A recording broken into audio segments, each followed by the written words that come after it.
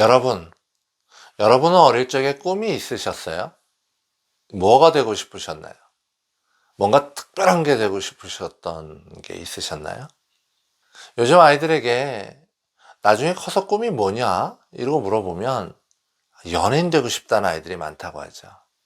제가 어렸을 땐 가장 흔한 꿈들은 그냥 과학자 되는 거, 뭐 군인, 교수, 의사 그랬던 것 같아요. 그런데 사실 이 어릴 적 꿈대로 사라지는 게 쉬운 일은 아니죠. 더욱이 그 중에는 미래의 꿈이 대통령, 이런 아이들도 있었는데 이건 정말 이루기 어려운 일 아닌가요? 한국은 대통령 임기가 딸랑 5년입니다. 요즘은 뭐 연임도 할 수 없죠. 그러나 그래봤자 몇 명의 대통령이 있었습니까? 70년간 15명도 안 돼요. 그러니 얼마나 이루기 어려운 꿈이겠습니까? 현대도 이런데 옛날에는 어땠을까요? 물론 현대의 대통령과 과거의 왕이 같다고는 할 수 없지만 누군가 왕의 아들인 왕자로 태어나지 않고 왕이 될 수 있는 가능성은 얼마나 있었을까요? 그게 어느 나라이든 간에 어느 시대이든 간에 왕이 되는 건 거의 꿈꾸기도 어려운 일이었을 겁니다. 그런데 이렇게 꿈도 꿀 수 없는 일을 그냥 거저 얻어낸 사람이 있었는데 그 사람의 이름은 여로보암입니다. 여로보암은 에브라임 지파 사람이었어요. 애굽의 총리까지 오른 인물 요셉을 아시죠? 요셉. 요셉에게 두 아들이 있지 않았습니까? 그 아들의 이름이 므낫세와 에브라임입니다. 에브라임은 동생이었지만 장자의 축복을 받았고 그 축복처럼 에브라임의 지파들은 온 이스라엘 중에서 다윗이 출생한 유다 지파와 함께 가장 강하고 유력한 지파였습니다. 출애굽 이후에 가나안으로 들어올 때 모세의 뒤를 이어 이스라엘 민족 전체를 이끌었던 지도자 여호수아도 바로 이 에브라임 지파였습니다. 그런데 여로보암이 나는 이렇게 힘센 에브라임 지파로 태어날 거야 이러고 에브라임 지파로 태어난 게 아니잖아요. 태어나 보니까 그냥 에브라임 지파였던 거죠. 게다가 성경을 보면 이 사람 여로보암은 큰 용사라라고 써 있어요. 여기 큰 용사라고 쓰여진 기보로 하일이라는 히브리 원어는 뭐 힘이 센 장사, 싸움 잘하는 사람 뭐 이런 뜻만을 가지고 있는 게 아닙니다. 기보로 하일이라는 말은 상류 계급의 남자, 그러니까 귀족을 말합니다. 지도층 인사라는 거죠. 태어나 보니까 그냥 귀족이었다는 거예요. 물론 성경에 여로보암이 부지런해서 솔로몬의 눈에 들었고 관직을 얻었다고는 하지만 여로보암은 자신의 노력만으로 낮은 자리에서 가장 높은 자리까지 올라간 입지전적 인물은 아니라는 겁니다. 그는 이미 출발점이 다른 사람, 우리가 흔히 말하는 금수저 집안, 뒷배경이 좋은 사람이었단 말이죠. 여로보암의 인격과 능력을 떠나서 이미 그의 뒷배경을 보고 그를 따르는 사람이 많았다는 말입니다. 이런 여로보암이 어느 날 선지자 아히야를 만납니다. 그리고 그는 전혀 상상하지도 기대하지도 못했던 이야기를 듣죠. 열왕기상 11장 29절에서 31절의 말씀입니다. 그 즈음에 여로보암이 예루살렘에서 나갈 때 실로 사람 선지자 아히야가 길에서 그를 만나니 아히야가 새 의복을 입었고 그 두 사람만 들에 있었더라. 아히야가 자기가 입은 새 옷을 잡아 12조각으로 찢고 여로보암에게 이르되 너는 10조각을 가지라. 이스라엘의 하나님 여호와의 말씀이 내가 이 나라를 솔로몬의 손에서 찢어 빼앗아 10지파를 내게 주고. 여로보암은 아히야의 이 예언을 얼마나 믿었을까요? 내가 왕이 된다고? 진짜로? 진짜로 왕이 된다고? 이러고 막 설렜을까요? 아니면 나라가 이렇게 견고한데 무슨 말도 안 되는 소리냐, 그냥 무시하고 말았을까요? 여로보암이 그 당시 무슨 생각을 했는지 성경은 명확하게 표현하고 있지 않습니다. 하지만 분명한 것은 이 소식이 솔로몬에게 들어갔습니다. 자신의 아들도 아닌 사람이 왕이 된다는데 그걸 그냥 둘 왕이 어디 있겠습니까? 솔로몬은 당연히 장래에 있을지도 모르는 위험을 제거하기 위해 여로보암을 죽여 없애려 합니다. 그러자 여로보암이 애굽왕 사삭에게로 망명을 해버리죠.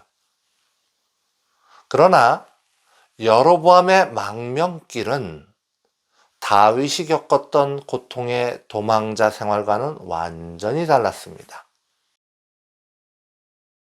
다윗이 자신을 죽이려는 사울왕을 피해 다니며 수없이 당했던 고난의 이야기는 여로보암에게는 없었단 말이죠. 솔로몬의 처갓집이었던 애굽 왕조를 누르고 이제 막 새로운 왕조를 이룬 애굽 왕 사삭은 이미 강성해진 이스라엘의 솔로몬을 견제하기 위해 솔로몬의 정적들을 환영하며 맞이해 주었습니다. 이 솔로몬이 죽을 때까지 여로보암은 그저 편안하게 애굽 왕의 도움을 받으면서 아주 잘 살고 있었다는 겁니다. 열왕기상 12장 2절의 말씀을 보면 여로보암이 전에 솔로몬 왕의 얼굴을 피하여 애굽으로 도망하여 있었더니 이제 그 소문, 솔로몬이 죽었다는 소문이겠죠. 그 소문을 듣고 여전히 애굽에 있는 중에, 이 구절은 여로보암이 솔로몬이 죽었다는 말을 듣고도 자기를 죽이려고 쫓던 인물이 없어졌음을 알고도 서둘러 돌아오지 않았다는 것을 이야기하고 있습니다. 돌아가야겠다는 간절함이 없었던 거예요. 여로보암이 애굽에서 그냥 지낼만 했었다는 거죠. 살만한데 뭐하러 돌아갑니까? 또한 자신이 왕이 된다는 예언을 확신하지 않았다는 것을 잘 보여주지 않습니까? 애초에 여로보암에게 여호와 하나님의 메시지는 별로 큰 관심사가 아니었다는 거죠.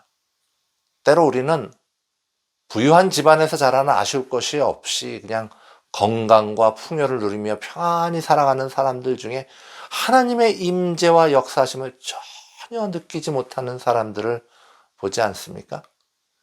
그들에게 좋은 가문과 풍요와 건강과 세상적인 성공은요, 결코 축복이 아니죠. 그 모든 것들은 하나님을 믿고 따르는데 방해가 된다면 차라리 없는 것이 낫지 않습니까? 이처럼 하나님의 약속에 대한 절대적인 신뢰가 없었던 여로보암이 아히야 선지자가 왕이 될 것을 예언하며 걸었던 조건, 그러니까 열왕기상 11장 38절의 내용을 기억했을 리가 없습니다. 그 내용은 이렇죠. 내가 만일 내가 명령한 모든 일에 순종하고 내 길로 행하여 내 눈에 합당한 일을 하며 내 종 다윗이 행함같이 내 율례와 명령을 지키면 내가 너와 함께 있어 내가 다윗을 위하여 세운 것 같이 너를 위하여 견고한 집을 세우고 이스라엘을 내게 주리라. 다윗의 길을 따라가라고 했는데 여로보암은 전혀 그럴 생각이 없었습니다. 다윗은요, 자신을 죽이려는 사울 왕조차도 하나님의 기름 부은 자를 내가 해할 수 없다 하며 2번이나 찾아온 기회를 그저 무산시킨 사람이에요. 다윗은 사람을 넘어서 그 사람이 비록 원수라 할지라도 뒤에 계신 하나님을 바라볼 줄 아는 사람이었습니다. 그러나 다윗의 길을 걸어가야 할 여로보암은 사람 뒤에 계신 하나님도 자기 앞에 계시는 하나님도 전혀 바라보지 못했습니다. 사람이요, 곁에 계셔서 역사하시는 하나님을 인식하지 못하면요, 그저 자신의 이익만을 쫓아서 악을 부리는 겁니다. 안 해도 될 못된 짓을 하는 거죠. 여로보암이 그랬어요. 하나님이 여로보암을 왕으로 세우시려고 이스라엘을 쪼개신 게 아니잖아요. 이스라엘은 어차피 솔로몬의 죄로 쪼개지기로 되었던 거고, 하나님의 은혜로, 그저 하나님의 그 은혜로 여로보암이 왕으로 선택된 게 아니겠습니까? 그러니까 하나님이 이미 역사하고 계시니까 다윗처럼 인내하며 하나님을 온전히 섬기기만 하면 여로보암은 자연스럽게 이스라엘의 왕이 되지 않았겠습니까? 하나님의 약속대로 그의 나라가 굳건해지지 않았겠습니까? 그러나 여로보암은 하나님이 특별히 자신을 선택하셨다는 것을 인식하지 못하였습니다. 그의 심중에는 하나님에 대한 믿음도 선택받음에 대한 감사도 있지 않았습니다.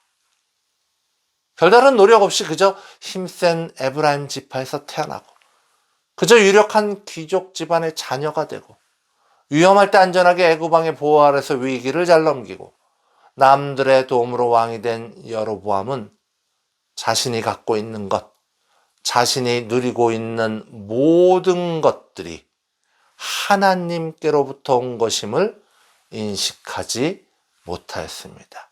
그 모든 것이 은혜임을 알지 못하였습니다.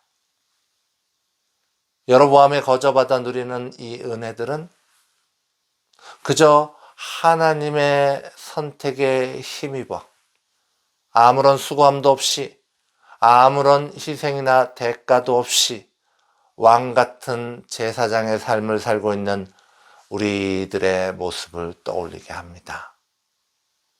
자, 그렇다면 이처럼 거저받은 자의 자세는 어떠해야 할까요? 여러분은 커다란 선물을 아무런 대가 없이 받으시면 어떠한 마음이 드십니까? 노력한 것 이상의 큰 보상을 받으시면 기분이 어떠신가요? 감사하지 않으십니까? 정말 고맙죠. 우리가 우리의 노력이 아닌 예수님의 보혈피로 구원을 얻었다는 것은 우리를 항상 기쁘게 만드는 참 감사한 일 아닙니까?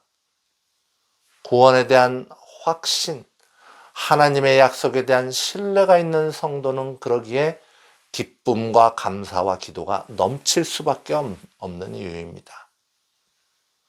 모든 것이 하나님께로부터 왔음을 믿는 자는 그 모든 것을 잃어버릴까 봐 두려워하지 않습니다. 심지어 주신 이도 하나님이요 거두신 이도 하나님이라는 담대한 고백을 할 수 있는 것입니다. 그러나 여로보암은 하나님에 대한 신뢰도 하나님에 대한 감사함도 갖고 있지 않았습니다. 그가 누리는 모든 것이 하나님께로부터 왔음을 인정하지 못했습니다. 여로보암에게 그가 누리는 모든 것은 그저 자기 자신의 것이었을 뿐입니다. 이거 내 거야. 내 거야, 내 거. 이거 내 거야. 이러는 사람이 하나님과 함께하는 기쁨의 삶을 누릴 수는 없었습니다. 오히려 내 것을 잃어버릴까 봐 항상 두려울 수밖에 없죠. 움켜진 모든 것들이 하루아침에 없어지면 어떡하나 여로보암은 전전긍긍하며 근심했습니다. 그리고 그 두려움에 결국 사고를 치죠. 그가 만든 대표적인 죄는 이렇습니다. 두 금송아지를 만들고 무리에게 말하기를 너는 다시는 예루살렘에 올라갈 것이 없도다. 이스라엘아, 이는 너희를 애굽 땅에서 인도하여 올린 너희의 신들이라 하고 하나는 베델에 두고 하나는 단에 둔지라. 그가 산당을 짓고 레위 자손 아닌 보통 백성으로 제사장을 삼고 그가 자기 마음대로 정한 달 곧 8째 달 15째 날로 이스라엘 자손을 위하여 절기로 정하고 베델에 쌓은 제단에 올라가서 분향하였더라. 얼핏 보기에 여로보암의 이 모든 행동들은 별 문제가 없어 보이기도 합니다. 아니 무슨 가나안 땅에서 유행했던 아세라 신상, 바알 신상을 세운 것도 아니고 제사장 제도를 아예 없앤 것도 아니요. 하나님께 제사를 아예 안 드린 것도 아니잖아요. 그냥 날짜만 조금 바꾼 거잖아요. 그러나 이것은 하나님을 잘못 아는 사람들의 생각이죠. 여러분, 성경 속에 하나님의 이름이 몇 개나 나오는지 아십니까? 하나님의 이름은 여호와 한 가지입니까? 우리는 보통 몇 개의 이름을 가지고 살아가죠. 보통 하나? 많아야 두세 개죠. 그러나 성경 속에 나오는 하나님의 이름은 30여 가지나 됩니다. 엘로힘, 창조자 하나님. 여호와, 스스로 계신 분. 엘로이, 나를 살피시는 하나님. 엘샤다이, 전능하신 하나님. 엘울람, 영원하신 하나님. 나함, 위로하시는 분. 여호와 이레, 미리 준비하시는 하나님. 여호와 니시, 여호와 샬롬, 여호와 라파. 이처럼 여러 가지의 단어로 하나님을 표현하는 이유는 뭘까요? 그 크신 하나님을 인간의 한두 가지 단어로 담아낼 수도 표현할 수도 없기 때문입니다. 심지어 30여 가지의 이름으로도 하나님을 다 표현할 수는 없어요. 그러기에 하나님은 어떤 형상도 만들지 말 것을 요구하지 않으십니까? 영이신 하나님, 만유의 주 되신 하나님, 그 크신 하나님을 세상의 형상으로 담아내 표현할 수는 없습니다.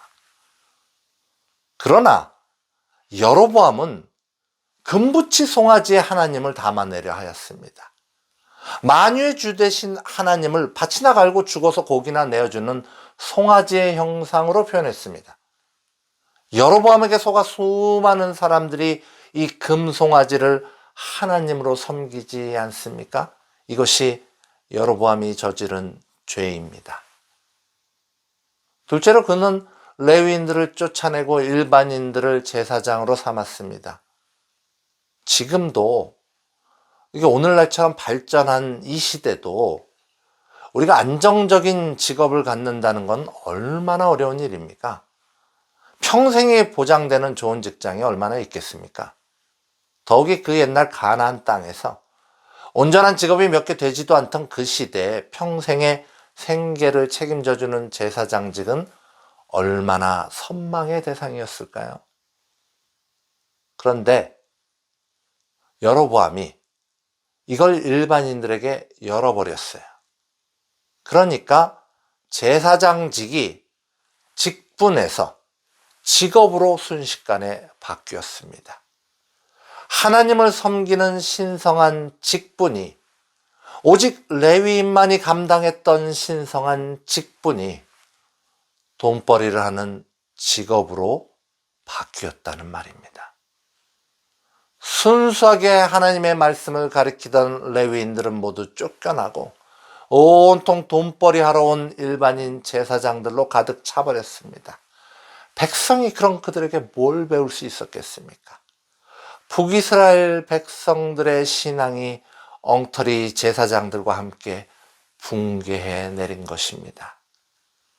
하나님의 말씀을 전하는 자의 직분이 돈벌이를 하는 직업으로 바뀔 때 성도들의 신앙은 그들과 함께 붕괴합니다. 이것이 여로보암의 죄였습니다. 끝으로 그는 절기를 다 바꿔버렸죠. 절기는 그 자체로 의미가 있는 게 아닙니다. 절기는 과거 그 시간에 역사하신 하나님을 예배하며 기억하는 것에 그 의미가 있는 거죠. 그런데 이 절기의 날짜를 다 바꿔버리니까 하나님의 역사심에 대한 기억은 사라지고 무의미한 제사만 남지 않습니까? 하나님을 기억하지 않는 제사를 드리는 겁니다. 아니, 어떤 사람이 예배를 드리러 오는데 예배의 주인인 하나님을 전혀 생각하지 못한다면, 역사하시는 하나님, 살아계신 하나님을 기억하지 못한다면 그저 예배당에 앉아서 오늘 예배당 장식 멋있네. 찬양? 음색이 아주, 화음이 아주 훌륭한데? 저 사람 옷 오늘 잘 입고 왔네? 저 사람 좋은 차 타고 왔네? 이런 것만 생각하고 간다면 그 예배가 무슨 의미가 있겠습니까? 예배의 본질을 흐려놓은 여로보암, 그것은 그의 죄가 되었습니다. 감사함을 잃어버리고 자기가 가진 것이 하나님께로부터 왔음을 인식하지 못한 여로보암은 내 것을 빼앗길 것 같은 두려움에 광기를 부리다가 여로보암 자신이 죄 짓는 것을 넘어 온 이스라엘 땅에 죄가 가득하게 만들었습니다. 이처럼 죄의 원흉이 된 여로보암을 그러나 사랑이 많으신 하나님은 단번에 징벌하지 않으셨어요. 회개할 수 있는 기회를 또 주십니다. 여호와 하나님은 하나님의 사람을 보내 경고의 메시지를 전하고 기적을 보여주십니다. 여로보암이 거기서 회개하고 돌아서면 끝나는 일이었어요. 그러나 애초부터 감사할 줄도 하나님의 임재하심도 인식하지 못했던 여로보암은 자신의 죄악을 멈추지 못했습니다. 열왕기상 13장 33절로 34절의 말씀입니다. 여로보암이 이 일 후에도 그의 악한 길에서 떠나 돌이키지 아니하고 다시 일반 백성을 산당의 제사장으로 삼되 누구든지 자원하면 그 사람을 산당의 제사장으로 삼았으므로 이 일이 여로보암 집의 죄가 되어 그 집이 땅 위에서 끊어져 멸망하게 되니라. 모든 것을 얻었으나 감사할 줄 모르고 경고를 받았으나 멈추지 못한 여로보암은 결국 멸망하고 말았습니다. 그러나 그의 멸망은 단지 죽음으로 끝나지 않습니다. 여러분 사도신경 잘 아시죠? 우리가 늘상 외우는 사도신경에 참으로 저주받은 이름이 나오지 않습니까? 본디오 빌라도. 본디오 빌라도에게 고난을 받으사 수억 수천의 사람들이 이 저주받은 이름을 부르지 않습니까? 사람 이름 중에 이런 이름이 또 있을까? 이렇게 수치스러운 이름이 또 있을까요? 그런데 성경 속에서 여로보암의 이름이 이렇게 사용되어집니다. 많은 왕들의 죄를 이야기할 때 그가 느밧의 아들 여로보암의 길로 행하여 느밧의 아들 여로보암의 길로 행하는 것 자체가 죄를 상징하는 단어로 사용되었다는 말입니다.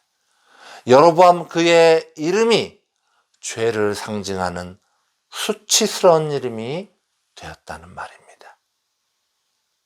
본디 자기 것도 아니었던 것을 내 것이라 생각하며 빼앗길까 두려움에 죄를 지었던 여로보암은 성경 속에 저주받은 이름을 남겼습니다.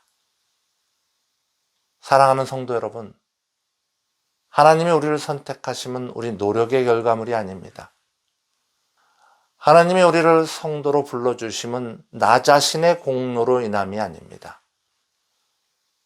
애써서 얻은 것이 아니게 우리는 가끔 구원에 대해 불안해할 때가 있습니다. 뭔가 해야 할 것 같은 생각이 들 때가 있죠. 그러나 우리가 할 일은 아무런 자격 없는 우리를 부르셔서 왕 같은 제사장 삼아주신 하나님께 오직 감사하는 일임을 잊지 마시기 바랍니다. 그 감사함으로, 그 기쁨으로 성도는 모든 죄를 끊어내는 것입니다. 구원은 원래 우리의 것이 아니었습니다. 우리는 그저 만세 전부터 우리를 기억하셔서 선택하여 불러주신 하나님의 은혜로 이 모든 것을 갖고 누리게 된 것입니다. 어리석은 길을 걸어갔던 여로보암을 바라보며 구원받은 우리가 해야 할 것은 오직 감사뿐임을 깨닫는 은혜가 우리 가운데 넘치시기를 간절히 소망합니다.